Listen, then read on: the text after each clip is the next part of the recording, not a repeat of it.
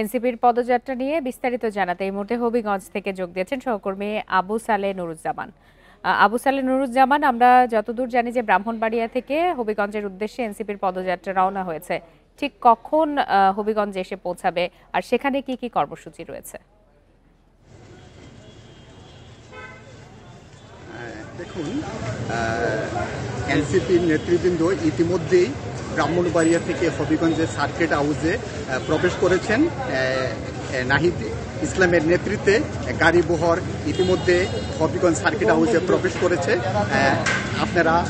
আমি আপনাদেরকে এখন এই দৃশ্যটি দেখাচ্ছি টিভি স্ক্রিনের মাধ্যমে।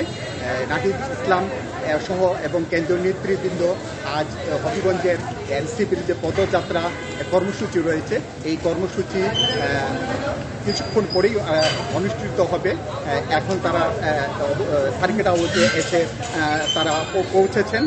এখন সেখান থেকে তারা হবিগঞ্জের পৌরসভা মাঠে যাবেন। সেখান থেকে তারা হবিগঞ্জ শহরের বিভিন্ন রাস্তা তারা প্রদক্ষিণ করে সাইফুর রহমান টাউন হলে গিয়ে সংক্ষিপ্ত পথসমাবেশে বক্তব্য রাখবেন এনসিপির নেতৃবৃন্দ। আমরা এখন দেখতে পাচ্ছি সার্কিট হাউসে এনসিপির দলীয় নেতৃবৃন্দ সহ